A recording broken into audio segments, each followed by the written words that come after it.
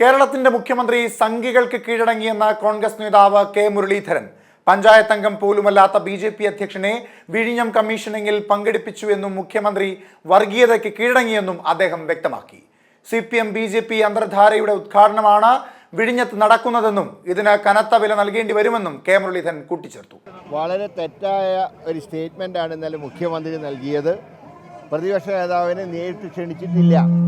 മാധ്യമങ്ങളിൽ വാർത്ത വന്നപ്പോഴാണ് ഒരു കത്ത് പ്രതിപക്ഷ നേതാവിന് അയച്ചിട്ടുള്ളത്. അതല്ലാതെ ഡൽഹിക്ക് അയച്ച ലിസ്റ്റിലോ അപ്രൂവ് ചെയ്ത് വന്ന ലിസ്റ്റിലോ പ്രതിപക്ഷ നേതാവിൻ്റെ പേരില്ല.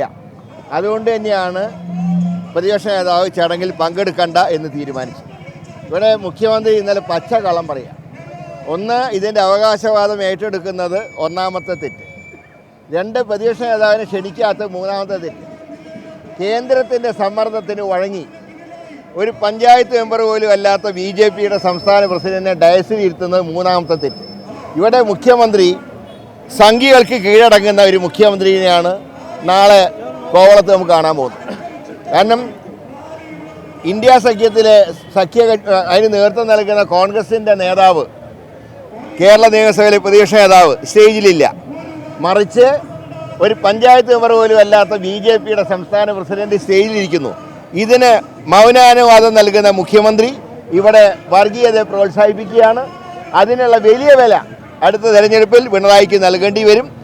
വാസവനും പിണറായി എന്തൊക്കെ നുണകൾ പറഞ്ഞാലും വിഴിഞ്ഞം തുറമുഖം ഞങ്ങളുടെ കോൺട്രിബ്യൂഷനാണ്. ഇത് ഉമ്മൻചാണ്ടിയുടെ കോൺട്രിബ്യൂഷനാണ്, UDFിൻ്റെ കോൺട്രിബ്യൂഷനാണ്. അത് കേരളത്തിലെ എല്ലാ ജനത്തിനും അറിയാം. അതിനെ മറച്ചു വയ്ക്കാൻ മുഖ്യമന്ത്രി എത്ര ശ്രമിച്ചാലും നടക്കില്ല. അത് രണ്ടുപേരും ഒരാളും ഇവിടെ സ്വന്തം ക്രെഡിറ്റ് ഇവിടെ അവകാശപ്പെടുമ്പോൾ കേന്ദ്രം അവരുടെ ക്രെഡിറ്റ് അവകാശപ്പെടുന്നു. നാളത്തെ ഉദ്ഘാടനം അന്തർധാര ഉദ്ഘാടനം കൂടിയാണ്. അടുത്ത കേരള നിയമസഭ ഇലക്ഷൻ്റെ അന്തർധാര ഉദ്ഘാടനം കൂടിയാണ് നാളെ. പിന്നെ MLA-നും MP-നും വിളിക്കാതിരിക്കാൻ നിർവാഹമില്ലാത്തതുകൊണ്ട് വിളിക്കുന്നു എന്ന് മാത്രം.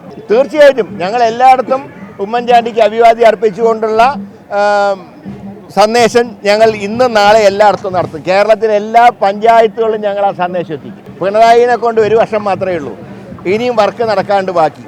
അന്ന് അധികാരത്തിൽ വരുന്ന ഞങ്ങൾ ബാക്കി കാര്യങ്ങൾ അന്വേഷിച്ചോളാം. അതാലോചിച്ച് പിണറായി ബുദ്ധിമുട്ടുണ്ട്. പിന്നെ ഭാര്യനെയും മക്കളെയും കൊണ്ട് കോൺഫറൻസ് ഹാളിൽ ഇരിക്കാൻ ഇത് പിണറായിൻ്റെ തറവാട്ട് സ്വത്തല്ല, അത് മാത്രമേ ഞാൻ പറയുന്നുള്ളൂ. അദ്ദേഹം ഇന്നലെ ചട്ടലംഘനം നടത്തിയെന്ന് ഞാൻ ഉറച്ചു നിൽക്കുന്നു. ഭാര്യയും മക്കളെയും കൊണ്ട് ഒരു അതീവ സുരക്ഷാ മേഖലയിൽ ചെന്ന് കോൺഫറൻസ് നടത്തിയ മുഖ്യമന്ത്രി പ്രോട്ടോകോൾ ലംഘിച്ചിരിക്കുന്നു. അതുപോലെ തന്നെ സെക്യൂരിറ്റി ലംഘിച്ചിരിക്കുന്നു. അതല്ലാതെ ഇപ്പോൾ ഇന്നും നാളെയും പ്രധാനമന്ത്രി വരുമ്പോൾ സാധാരണക്കാരെ മതിൽ കെട്ടി തടഞ്ഞിട്ട് എന്താ കാര്യം? അവരാരും ഒരു ലംഘനവും നടത്തുന്നവരല്ല. മുഖ്യമന്ത്രിയാണ് ലംഘിക്കുന്നത്. ആദ്യം വേലി കെട്ടേണ്ടത് മുഖ്യമന്ത്രിക്ക് നേരെയാണ് ഈ പ്രോട്ടോകോൾ ലംഘിക്കുന്നത്.